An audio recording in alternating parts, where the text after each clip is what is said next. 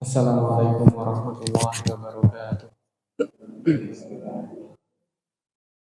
Alhamdulillah, alhamdulillahirabbil alamin. Nahmaduhu wa nasta'inuhu wa nastahdihi wa na'udzu billahi min syururi anfusina wa min sayyiati a'malina. May yahdihillahu fa huwal muhtadi wa may yudlil falan tajida lahu waliyyan mursyida. Asyhadu an la ilaha illallah wa asyhadu anna Muhammadan abduhu wa rasuluh. Allahumma shalli wa sallim ala nabiyyina Muhammad wa ala alihi wa sahbihi ajma'in. Wa ba'du. Pada segala pimpinan ranting pemuda Muhammadiyah dan juga Syari hormati pada teman-teman semuanya dan rekan pemuda Muhammadiyah yang saya hormati juga. Alhamdulillah, yang pertama kita panjatkan syukur kepada Allah Subhanahu wa taala bahwa kita telah masih bisa rutin menghadiri pengajian malam Jumat Kliwon ini dengan lancar dan tanpa ada rintangan apapun. Dan alhamdulillah juga kita sudah memasuki musim penghujan, di mana kemarin di wilayah Sahara itu masuk udan setahun medun rong dulu. Udan sing jatai biasanya setahun ini itu didonake rong dino bisa ngantos banjir. Iki termasuk anomali dalam bab cuaca itu. Kita mengalami anomali ketidaknormalan. Jadi zaman rodok mengalami ini ngerasakan panas orang orang bumi gembrobios atau yo kotos. Iki mulai adem orang mulai dingin. Dan kita memasuki memang anomalinya adalah ketika muncul hujan yang tak menentu dan panas tak menentu dan angin juga yang tak tentu. Angin ini sudah kencang semua karuan. Jadi nanti ini ada satu teori dari ilmuwan itu sampai disebut istilahnya, sebutannya itu the butterfly effect, efek sayap kupu-kupu. Jadi untuk menggambarkan akibat dari satu angin yang kecil. Jadi kupu itu kan mabur orak katon angin. Mabur kupu itu kan orak semriwi. Nah, orak maksudnya tidak sampai menggerakkan angin. Jadi diibaratkan kepakan sayap kupu-kupu di wilayah Amerika Selatan itu bisa mengakibatkan badai yang besar orang karuan di Amerika Utara. Itu cuma untuk menggambarkan itu. Dan sayangnya memang teori-teori seperti itu muncul di wilayah sana. Jadi kayak selain butterfly effect itu ada Brazil nut effect. Kita mau coba umurun ketika kita nuang ke benda-benda yang campuran, tunggal gede, tunggal cilik, ono krekel, ono krakal, ono wedi. Kudune kan abot krakal, Mas. Sing nangisor kan kudune sing abot. Tapi krakal tuh mesti dhuwur. Nang dhuwur pisan jendol. Sing nangisor malah wedi. Jadi efek kacang Brazil. Saya pernah makan kacang Brazil sekali itu rasanya kayak beton, Mas. Kayak beton persis, beton goreng lah. Kayaknya kita gawe kacang beton itu rada payu. Karena kacang Brazil itu seukuran beton. Itu sampai jadi teori seperti itu. Tapi itu dikaitkan dua teori itu dengan kejadian yang buruk dua-duanya. Ini sebagai pembuka ya. Dan saya kadang pengen arah ngusulke satu teori ya. Teori bakul kerupuk. Bakul kerupuknya saya pentingin. Nek kerupuknya ames sak wadah. Ames nanti burung parah. Itu dicampur kalau kerupuk sing ora ames. Sing ames itu jadi milu ora ames. Itu kan sesuatu yang buruk dicampur dengan kebaikan, dimilu jadi api. Tapi aja tiru-tiru nek teori bakul gedang dan bosok siji bosok liyane. Bakul pelem ya bodoh. Tapi nek bakul kerupuk ora. Bakul kerupuk itu ketika kerupuknya ames, ketika kok jenengan nanti lihat dicampur air kalau semua ames, itu enggak, nanti berayang jadi orang ames. Karena kadar airnya 2% yang enggak ames gitu. Nanti terjadi difusi dan osmosis, teorinya seperti itu. Jadi saja nih dikenal dengan teori. Atau teori perpecahan yang bisa disatukan dengan teori tempe. Tempe itu sama wis dirisi remuk. Demakan sewengi jadi siji wae Mas. Gabung maneh jadi tempe lagi. Ora tugel maneh. Jadi teori digital itu sebenarnya makanan-makanan digital kalau dibuat teori itu teori yang menyatukan, teori yang memperbaiki. Tapi orang sana tuh buat teori kepakan sayap kupu-kupu itu menghancurkan karena jadinya badai. teori kacang Brazil itu sama, karena itu sebagai simbol bahwa orang yang menonjol itu selalu di atas, walaupun kurugan orang-orang yang atau orang yang kaya itu nanti selalu naik ke atas. Simbolnya itu. Jadi saya mengusulkan teori kerupuk dan teori tempe, karena itu tidak ada di luar negeri. Kerupuk itu makanan khas kita. Dan kemudian berikutnya, alhamdulillah ya kita tinggal di Indonesia yang punya tempe dan kerupuk. Yang pertama itu yang kita syukuri. Kemudian berikutnya, salawat salam kita sanjungkan kepada junjungan kita Nabi Muhammad Shallallahu Alaihi Wasallam. Kita sedang mencoba meniru sifat-sifat beliau dengan cara yang kita pahami, yang sepemahaman dengan kita. Dan nanti kita masuk ke pola pikir nanti. Sampaikan sedikit pola pikir yang kita pilih, pola pikir, dan itu cara kita nanti meneladani Nabi, karena beda-beda nanti pola pikirnya dibagi beda-beda, karena nanti hasilnya beda. Ibaratnya ini nanti kayak kita bahas cara masak atau cara nanam atau cara yang lain. Nah, cara masak berarti ya nanti ada yang masak nasi itu jadinya nasi liwet, ya kayak orang sekarang. Atau nasi yang modelnya nasi karon kayak nasi yang lombok mantu itu misah-misah ya, orang eket itu, atau nasi-nasi yang lain, itu cara masaknya yang berbeda. Dan nanti kita bahas itu, karena itu kelanjutan dari tema yang kemarin, dari pedoman dari pribadi. Ini melanjutkan yang kemarin masih tentang pandangan Islam tentang kehidupan. Yang pertama yang ingin saya sampaikan, pola pikir pertama kita yang kita pilih adalah pola pikir Bayani. Jadi sebutannya rada asing mungkin. Bayani itu sebutannya adalah pola pikir berdasarkan Al-Quran dan hadis. Itu toh. Terjemahannya cuma itu. Kita berpikir dengan cara berpikirnya Al-Quran dan cara berpikirnya hadis. Karena ternyata ada logika yang berbeda yang dibawa oleh Al-Quran dan hadis. Logikanya beda, pola pikirnya berbeda. Di contoh yang pertama, ketika kita memulai tadi, ini kita mulainya dengan cara yang agak berbeda. Ini Muhammadiyah itu paling umum memulai sesuatu dengan basmalah. Ini polo-polo dengan Fatihah. Ini khasnya NU, mesti ngerti. Mau kurang ditambahi ridho ilah biasanya. Atau ala hadhihi niyyah wa kulli niyatin sholihah al-Fatihah itu biasanya masih tawarai gitu. dan nanti ketika ngisi pengajian di bareng-bareng konco-konco kita di NU itu kita bisa liridho ilah atau ala hadhihi niyyah wa kulli niyatin sholihah al-Fatihah atau ala liridho ilah di siril atau di fadlil. Kalau siril itu tujuannya lirik, karena siril itu lirik. Kadang gue juga ndak patio nggak teke, wes ngomong di siril Fatihah tapi seru Fatihahnya, karena siril itu lirik. Ini kan di fadlil Fatihah dengan fadilah Fatihah nanti seru nggak apa-apa. Tapi nek di siril ya berarti lirik kayak gitu, karena siril. Jadi nek di fadlil ya monggo seru paham, fadlil Fatihah.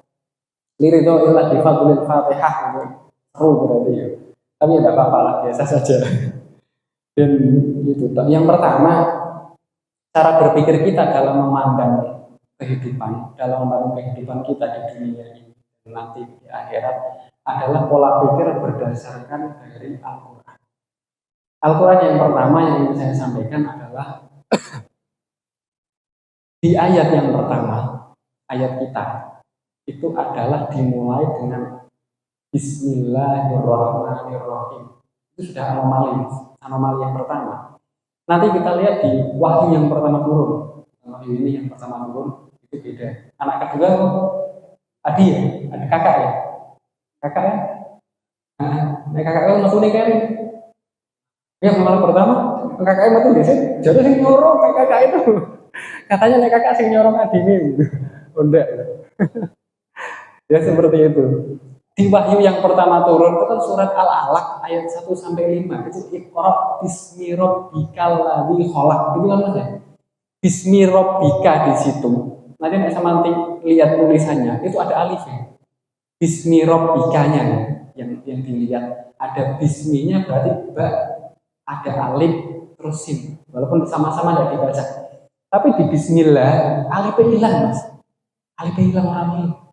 Jadi ini yang pertama yang saya sampaikan itu bahwa alif di basmalah itu sudah hilang, tidak ikut. Karena alif ada, itu jumlah hurufnya jadi 20. Bismillah itu hurufnya 20. Tapi dilalah kersane Gusti Allah memang dihilangkan. Jadi 19 hurufnya. Ya bismi kita nulisnya langsung ba sin mim gendeng. Dia marah ini kayak gitu nih sekolah. Langsung ba sin kudu ini ada alifnya. Tapi enggak. Dan itu logika Al-Quran pertama seperti itu, bahwa apa? Al-Quran itu derek ngikut yang bawah. Nah, Nabi ngendikan seperti itu. Kita tidak bisa protes kemudian itu salah tulisannya Mas, kurang alif. Kita tidak protes. Karena Al-Quran kita ngikut yang bawah. Jari Nabi ini berarti alifnya orang tulis di Bismillah enggak. Tapi di surat Al-Alaq ada. Iqra bismi rabbikal ladzi khalaq. Ada alifnya. Itu muncul di situ. Anomali pertama seperti itu. Anomali yang kedua, Bismillah itu masuk ke ayat 1. Masuk ke ayat 1 di mushaf kita, tapi tidak masuk ke ayat 1 di mushaf yang lain. Jadi Al-Quran itu ada beberapa riwayat dan mushafnya tiap wilayah berbeda. Di Afrika nanti pas dolan yang Afrika itu mushafnya Bismillahnya tidak ada ayatnya. Di ayat 1-nya Alhamdulillah. Jadi sudah pas ketika kita melihat dua praktek yang berbeda. Di Muhammadiyah itu Bismillah seru lirih, di NU Bismillah seru. Kenapa kok tidak satu saja? Nek lirik wae seru-seru kabeh. Orang kompak kenapa? Ternyata hikmahnya Mas.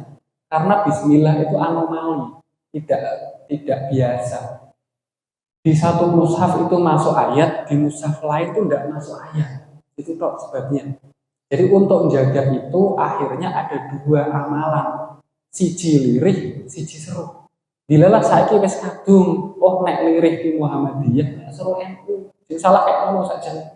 Padahal Mas kedua-duanya praktek ini punya risiko. Nek sama seumur hidup Bismillah seru terus, seumur hidup nek Bismillah seru terus pas maghrib seru, isya seru, subuh seru. Bismillah seru tok. Ngertine macam seru tok. Orang-orang menyangka Bismillah itu sebelum baca Al-Quran. Orang menyangka itu yang awam. Padahal nanti ada surat At-Taubah yang tanpa basmalah. Itulah resikonya. Resiko kedua, dengan prakteknya Muhammadiyah terus, lirih terus. Anggur maghrib, nana langsung Alhamdulillah. Iso Allahu Akbar langsung Alhamdulillah. Subuh Allahu Akbar Alhamdulillah. Kok bocah-bocah sekolah itu menyangka ayat satunya itu Alhamdulillah.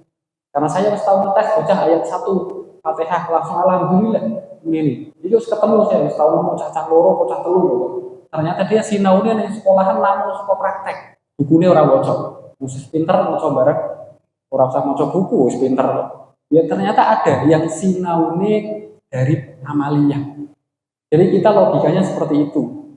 Ketika nanti kita menemukan ada perbedaan praktek, itu ada hikmah secara agama. Hikmahnya nopo tadi di basmalah bahwa Bismillah itu memang harus kadang dibaca seru, kadang dibaca lirih. Karena tadi di satu mushaf itu masuk ayat 1, di mushaf yang lain tidak masuk ke ayat. Ayat satunya Alhamdulillah. Tapi Fatihah tetap 7 ayat. Entah dimulai basmalah, entah dimulai Alhamdulillah. Keunikannya di situ. Jadi ini pola pikir kita ya. Ketika kita berpikir dengan cara bayani, berarti kita ngikut pola pikir seperti apa yang diturunkan Nabi dari Allah. Yang kadang itu tidak masuk ke akal kita. Nah kita kan pengen ini buat sing kompak, bukan orang kompak. Siji seru, siji lirik, sing bener di sana, kak bener kabeh ya ora kok kudu bener siji kudu salah. Ini ndak iki bener kabeh, ini kasusnya seperti itu memang. Tidak siji seru, siji lirik bener kabeh. Dan akhirnya di kita dibolehkan membaca secara jahr seru. Kita dibolehkan sudah masih tarjih. Jadi dulu tarjih itu hanya memilih satu. Sekarang membolehkan kedua praktek basmalah. Bisa nanti pas ngimami, bisa kalau pas ngimami ke orang luhur, orang asar, bismillah oleh seru. Mau diproses jamaah saiki oleh biyen orang ngono ya. Karena memang ada revisi. Karena memang seperti itu. Jadi dibolehkan, kadang seru, kadang diri. Itu yang pertama ya, pola pikir bayani. Jadi pola pikir kita ikut seperti pola pikirnya yang ada di atau pola pikir di hadis. Bahwa ada kalanya pola pikir di hadis itu tidak seperti apa yang orang umum pikirkan. Orang-orang pada umumnya pikirkan, pola pikirnya beda. Karena nanti ke bab yang setelahnya ya, termasuk ke kehidupan pribadi itu ada di bab bahwa kita harus menjadi ibadur rahman. Kita singgung sedikit, ibadur rahman itu apa? Kita berlaku baik itu karena kita sudah punya niat baik. Jadi bahwa ketika kita hidup neng masyarakat itu ada kalanya masyarakat itu gelem api nek wis diapi. Jadi kita enggak. Kita yang penting wis niat api saja, niat baik saja. Nah, itu pola pikir yang kedua sesuai dengan hadis dengan apa yang diturunkan Nabi. Dan kemudian yang berikutnya, pola pikir berikutnya itu adalah pola pikir burhani. Kita berpikir sesuai dengan pengamalan atau pengalaman yang sudah kita alami. Dan ini nanti beda-beda, prakteknya beda-beda. Karena pengalaman orang itu tergantung situasi dan zaman. Tergantungnya situasi karo zaman. Nanti tiap wilayah beda. Ini kayak orang dibandingkan ya, orang yang hidup di Arab dengan orang yang hidup di wilayah Indonesia itu nanti pola pikirnya berbeda, cara berpikirnya beda. Atau orang desa dengan orang kota itu cara berpikirnya beda. Wong pesisir karo wong gunung cara berpikirnya beda, cara hidupnya saja sudah beda. Saya dulu rada aneh ketika lihat teman yang dari kepulauan, anak Madura kepulauan itu ketika tidur malam-malam itu tidak pernah pakai kasur, orang gelem pakai karpet, tidak mau pakai samplah apa-apa, ngeligo neng keramian. Lalu saya sekali ngeligo itu ngerodok. Saya rada heran, kenapa dia kok ngeligo tapi neng keramian, tidak pakai kaos, baju, tidak pakai samplaan. Karena dia orang pesisir ternyata. Darahnya sudah panas. Saya wong rodo gunung, terus ono kan gunung cari wong leri. Cari wong leri kita tuh gunung, rumah sana orang aku wong gunung. Kita gunung, Mas. Jadi kita sebagai orang gunung yang tidak terlalu tinggi itu kan darahnya rodo anyes. Rodo anyes ya orang patio panas nemen sedengan. Artinya di hawa yang panas itu kita ya tetap samplaan, tapi tidak sampai kuat kalau di keramik. Tapi bagi orang-orang sana ternyata yang di kepulauan itu untuk tidur itu harus perlu tempat yang dingin malah, tidak tempat yang hangat malah, kudu ning adem. Dan ternyata ini masuk ketika orang-orang Indonesia tinggal di wilayah Arab Saudi. Teman saya itu di wilayah Jeddah, nah Arab turu tuh jukut es batu, disebar ning kasuri. Saking panasnya kita sama ngerasake ora umum.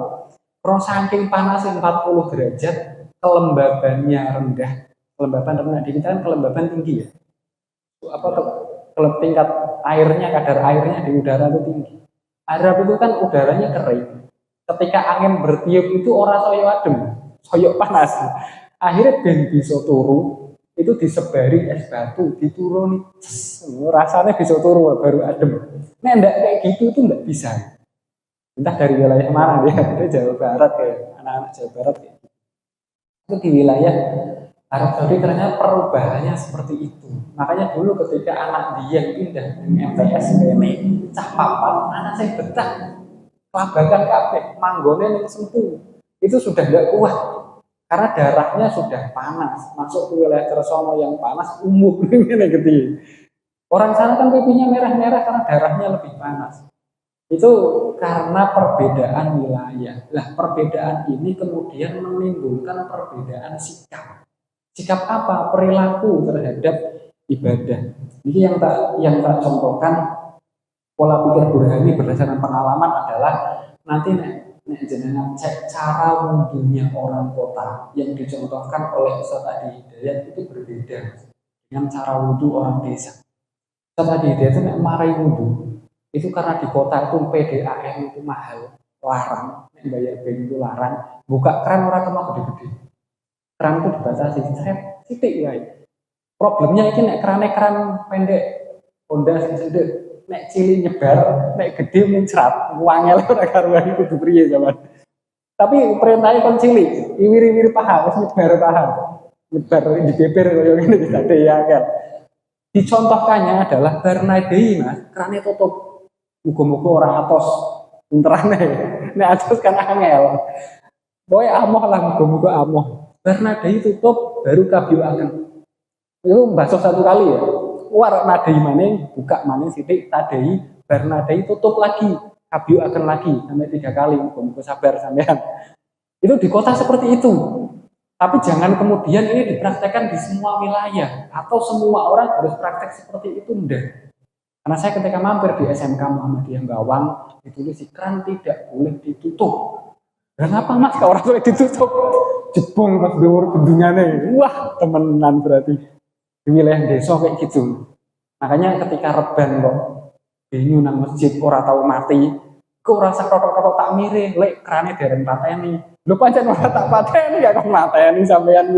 Itu untuk irigasi ke bawah, kita di hulu. Jadi nanti ketika kita wudhu dengan berdasarkan pengalaman ya, ketika kita punya pola pikir burhani, berdasarkan pengalaman kita wudhu di desa dengan kita wudhu di kota, nanti kita bisa membedakan caranya. Itu toh, yang harus wis penak mas, kerane pejet cepisan metu, jujur mati dewek. Nek orang nggo sensor, berarti saya luru. Iki punterane nang ndi mas? Nah anak kirinya dong metu banyu nek loro puntiran. Dipejeti kabeh ora metu mas. Ning dhuwure dituntir ora kena-kena. Iku kirinya dong mas metu banyu bar nyadong metu. Pakai sensor ning kene jebule. Sak karuan. Itu berdasar pengalaman. Akhirnya ketika kita punya pola pikir berdasar pengalaman, kita bisa membedakan nanti wudhu di wilayah kota dan wudhu di wilayah desa atau wudhu di wilayah Arab. Itu caranya beda. Nanti kita bisa membedakan itu orang yang penting agar war buka. Karena nanti kota sama buka keran gede di tak ngirit. Itu mau bazir dosa. Itu turunnya kayak gitu mas. Mau bazir itu dosa. Ya berlebih-lebihan. Tapi bagi orang-orang desa, ketika ditutup itu malah bermasalah. Jadi tidak boleh karena memang harus buka itu antar seru. Ya kok sementor gede murah. Karena di wilayah hulu ditutup ya jebol utah tanggulnya itu berani seperti itu. Jadi tadi kita manut pola pikirnya, manut seperti apa yang diturunkan. Ketika kita punya pola pikir yang kedua yang berani itu kita sesuaikan dengan pengalaman sekitar. Karena ada kalanya sifat dari amaliyah kita itu berdasarkan situasi dan kondisi sekitar. Kayak misalnya neng Dieng itu sholat asar jam 3 nana. Sama naju ngarap-arap jam 3 tuh di masjid anak buang nana mas. Ramadan kita dandan itu seneng buang sama. Saya itu di temenan. Yakin sama neng Dieng nek adan jam 3 seneng buang. Karena buang sing lagi kerjun nang wono neng apa persawahan kentang itu beli nek adan jam 3 adan beli beneran. Sama seneng sing bayar ya tak bayari nganti sore kok beli. Karena dibayarinya sampai jam 4:30. Akhirnya adanya jam 4:30. Itu gue Tangerang. Oh 4:30 beli. Kerjanya beli rampung. Nah ada jam itu bubar banget sama Seneni. Jadi wilayah sana menerapkan asar itu dimundurkan. Tapi asarnya jam 3 ya sebenarnya asar. Mau jamaahnya enggak. Jadi bukan pada seperti wilayah kita. Wilayah kita kan mesti di awal waktu. Asar yo jam 3 yo adzan jam 3 setengah 3 yo adzan setengah 3 ora urusan. Tapi sana ndak, sana ajek. Asar setengah 3 atau asar jam 3 atau jam setengah 4 adzannya tetap setengah 5. Karena itu di Tangerang orang pulang dari sawah, dari ladang. Itu di Tangerang seperti itu. Dan kita ndak bisa main itu karena ternyata pas saya mampir ning Temanggung, wilayah Gunung Sindoro ya Temanggung itu sama mas aturannya bodoh. Tak entah ini orang jam kalau nana adzan jam 4 ya sama jam 4 terus juga sih. Jam 4 kembali adzan. Wilayah gunung sama. Asare mundur. Dan itu masih dalam koridor hadis. Aku tak sampaikan sama Erik Nakana ya. Hadis tentang sholat itu ada dua. As-sholatu fi awali waktiha. Yang pertama. Yang kedua as-sholatu ala waktiha. Ini penerjemahannya. As-sholatu fi awali waktiha itu biasanya diterjemahkan ke afdholus sholat. Sebaik-baik sholat itu adalah sholat pada awal waktu. Ini praktek di wilayah kita umum. Zuhur jam setengah rolas ya sholat, adzan jam setengah rolas, asar setengah telu. Lewat awal waktu. Tapi hadis yang kedua, sholat itu ya ala waktiha, pada waktunya. Berarti waktu asar itu ya adzan asar awal jam telu sampai nanti meh maghrib. Itu masih pada waktunya. Jadi sama orang kemama itu juga wong sing sholat asarnya jam 5. Kering. Sah tetap mas. Karena itu masih dalam koridor hadis. Karena nek kudu awal waktu kabeh. Dunyo iki nanti kita sendiri yang kesusahan. Contohnya apa? Pom bensin tutup di waktu awal sholat. Nama wong sing kerja butuh sholat jamaah kabeh. Sing kesusahan kita. Dilalah arek ngejar jadwal kereta, bensin mentek, pom bensin tutup priye sampean. Pagi sholat mas, waktu setengah jam. Nah setengah jam pelaku itu bunyi harus tekan batang. Iki ngenteni wong sholat. Ya bagi petugas pom bensin sholatnya dalilnya ala waktiha. Yang penting waktu duhur. Oh bar batire sholat, oh sholat jam 1 gentenan. Batire gentenan maning ketunggalnya setengah loro. Digilir seperti itu masih boleh. Itu secara fikih seperti itu. Dibolehkan artinya. Walaupun ada keutamaan bagi yang bisa sholat pada awal waktu. Neng tidak harus semua orang kudu awal waktu semua. Itu pola pikir Burhani seperti itu ya. Karena berdasarkan pengalaman masing-masing orang yang berbeda-beda atau dunia kerjanya beda. Atau contohnya naik kudu jam waktu sholat adzan kudu bubar kabeh tinggal kayak kerja kabeh satpam melu bubar. Oh sing seneng malingi. Oh satpam melu jam sholat nana. Diteni kayak kosong kenapa rampok kan gitu ini. Jadi kita sendiri nanti yang kesusahan. Jadi nanti bagi orang-orang yang pekerja tertentu karena kaitannya dengan urusan masalah orang banyak dibolehkan menggunakan dalil ala waktiha atau termasuk cah sekolahan. Ini HMTS itu tak dundurake, ngabudin dundurake waktu sholat. Berjamaah yang rampung baru jamaah sendiri. Dulu pondok saya kayak gitu juga jam 1. Jadi berduhur ada jamaah sendiri di masjid, anak-anak tidak ikut, tapi anak-anak sholat jamaahnya jam 1. Jadi masih dibolehkan dan dalilnya apa dasarnya ya as-sholatu ala waktiha, masih dalam waktunya, masih dalam waktunya lah duhur subuh itu Burhani. Dan yang ketiga ya tadi kedua Burhani itu yang ketiga adalah pola pikir irfani.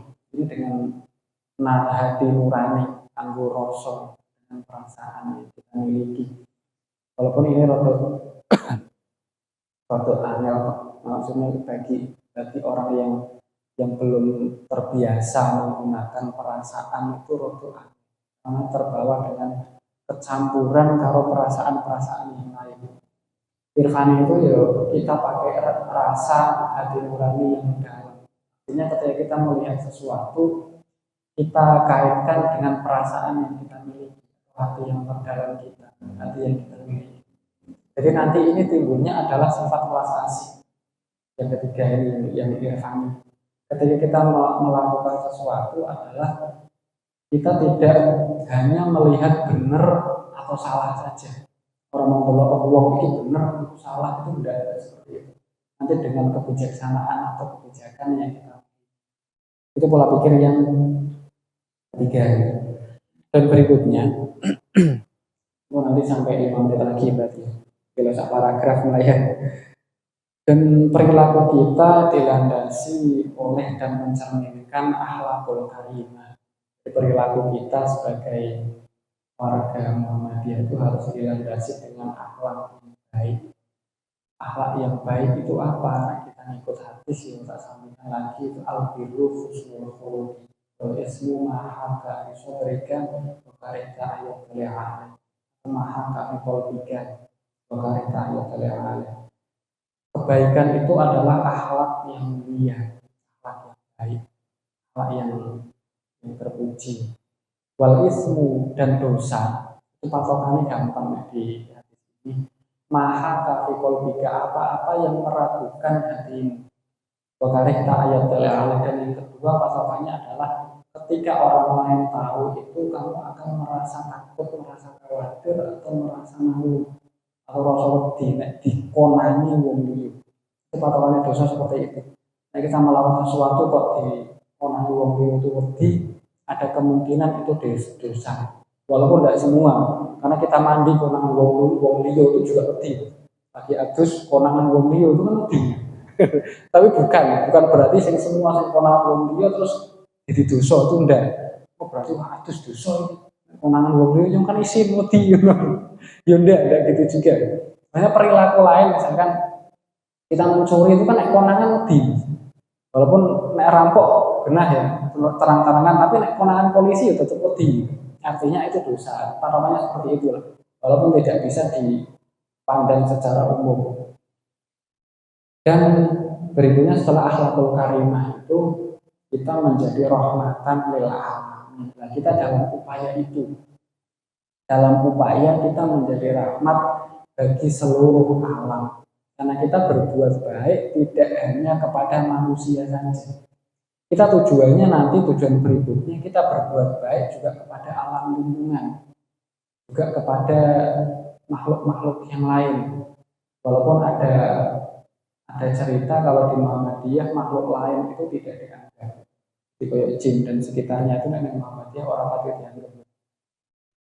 Guyonannya seperti itu. Ini pernah tak sampaikan di sini juga. Kalau di kawan kita yang di NU kan jin itu dianggap teman, dibaik-baiki, dirangkul, nanti digawain masjid Masjidul Jinni wal Insi, masjidnya jin dan manusia. Tapi di kawan kita yang lain yang salafi itu kalau jin itu harus diusir, suruh pergi, diwaca ayat-ayat dan lungo, cuma tuakin yang lungo, aja juga lungo. Tapi di kita di Muhammadiyah itu kita nggak ngangguk. Pandangan secara umum di kita itu tidak terlalu menganggap adanya jin dan lain-lain. Makanya dalam urusan sakit itu kita jarang mengaitkan dengan gangguan jin. Nek lorong meriang ya wis rumah sakit, kita buatnya kan rumah sakit. Dan belum ada rumah sakit kita yang menangani gangguan jin, kita belum ada. Kita ya loro biasa wae lah, ya paling penyebab bakteri, virus atau dan lain-lain. Jadi kita lebih seperti itu. Ya, itu berikutnya. Dan di rahmatan lil alamin ini jangka panjangnya nanti kita adalah menjaga keutuhan bumi. Dan satu yang disampaikan ya, orang luar itu sampai kangen-kangen gini. Kita neng bumi di alam dunia ini, kita sendirian atau tidak sendirian, dua-duanya adalah fakta yang mengerikan. Kita kan pernah nang di bulan tidak ada orang lain, di planet lain tidak ada orang lain, nang Mars mana, nang Dindi, nang Diuru belum ada tanda-tanda kehidupan. Itu mengerikan karena kita sendirian nang alam dunia sing ombone ora ruang kayak ini, kita dewean. Tapi nek ada yang lain pun itu juga mengerikan. Nanti makhluk yang lain seperti apa? Alien kayak apa? Nek ada pun kita yuk mengerikan juga. Jadi dua-duanya adalah fakta yang mengerikan. Tapi ya cukuplah dengan pengetahuan yang sekarang bahwa kita masih sendiri. Jadi tidak apa-apa ya yang masih sendiri karena bumi kita juga sendiri. Semua orang apa-apa. Karena kita di bumi ini sendirian, kan? Di planet Merkurius sudah ada, Venus sudah ada, Jupiter tidak ada, Mars tidak ada. Karena kita jangka panjangnya kan arah perjalanan ke Mars. Dalam rangka apa? Biar bumi ini tidak sendiri, di bumi tidak sendiri. Perjalanan ke Mars itu padahal sekitar 6 tahun. 6 tahun kalau dengan kecepatan cahaya. Kalau tidak dengan kecepatan cahaya, ya selama 30 tahun. Kita sama nih. Perjalanan 30 tahun, kalau ini penjara, suwi. Wong ngepis wengi wis sikile abu. Ngepis wengi itu padahal. Nah, orang muntah-muntah. Iki mung ruang angkasa ora karuan adoy. Perjalanannya suwe. Ngirim pesan lama. Angel. Tapi ya ke depannya mungkin seperti itu. Karena sekarang wisatanya orang kaya kan bukan di bumi lagi, wisatanya ke bulan, di bulan teman-teman, ke ruang angkasa. Karena sekarang wis zamannya lah, zamannya seperti itu. Jadi itu beberapa pola pikir ya, tiga pola pikir dari mulai bayani berdasarkan Al-Quran dan hadis yang harus sesuai dengan apa yang dibawa oleh Nabi. Yang kedua, pola pikir burhani disesuaikan dengan pengalaman dan pengamalan masing-masing dengan wilayah sekitar.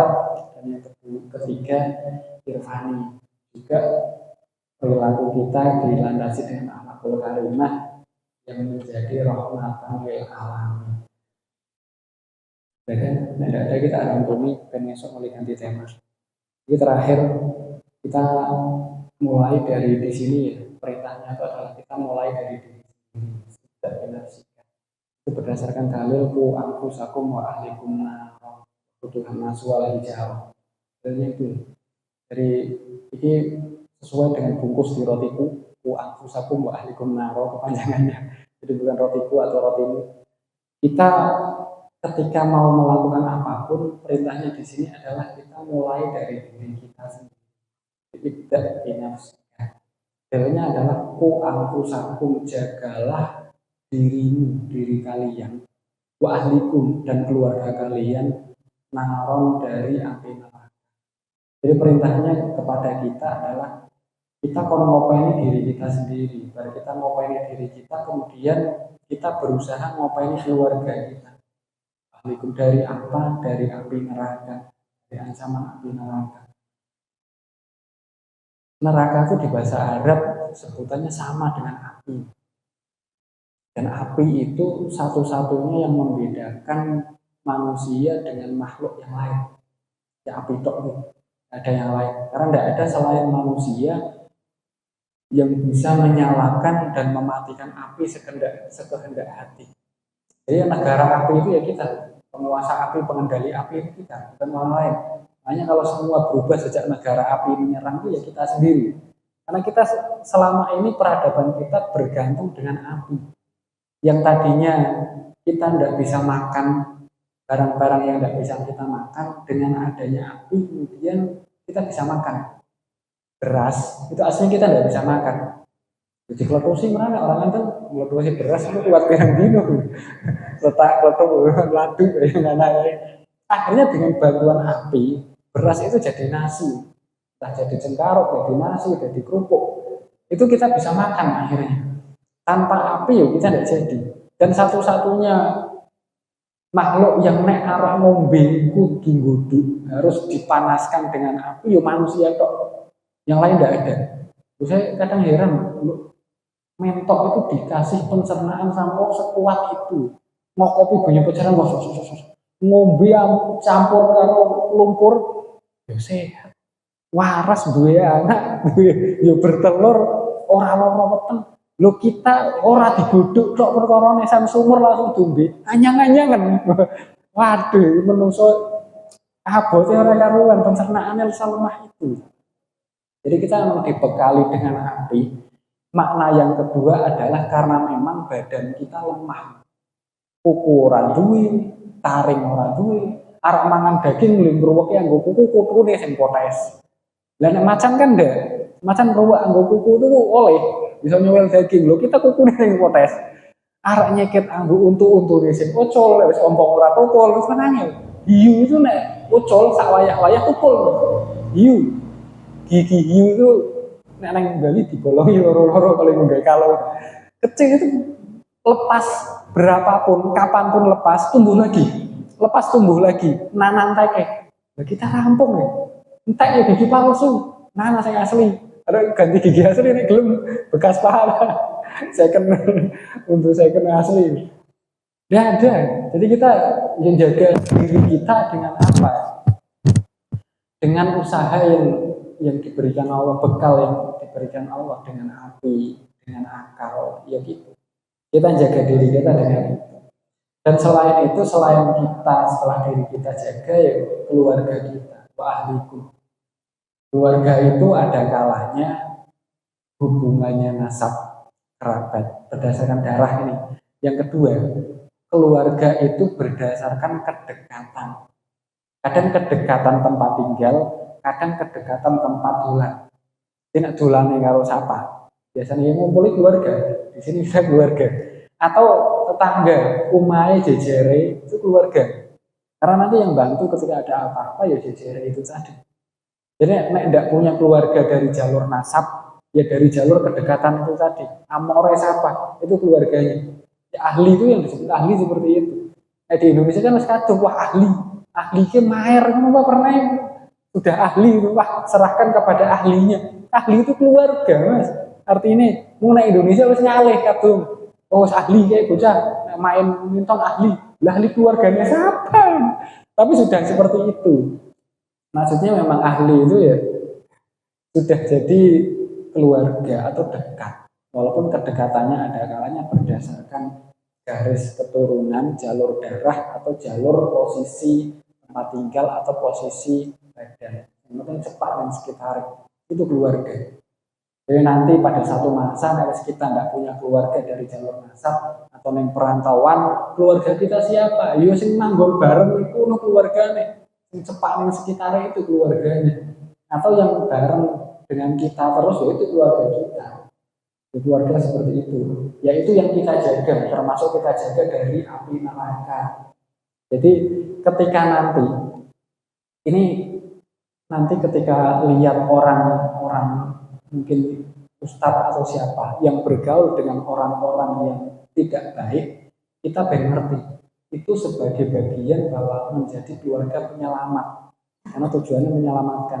Karena ini ikut pola pikir dua nabi yang berbeda. Nabi Isa itu lebih suka bergaul dengan orang-orang yang ahli maksiat. Jadi sama naju kaget nek kok anak wong tukang ngaji tapi gembule amore karo wong tukang maksiat. Iku jero ora arep milu maksiat ora. Arek ngentas wonge aja nanti.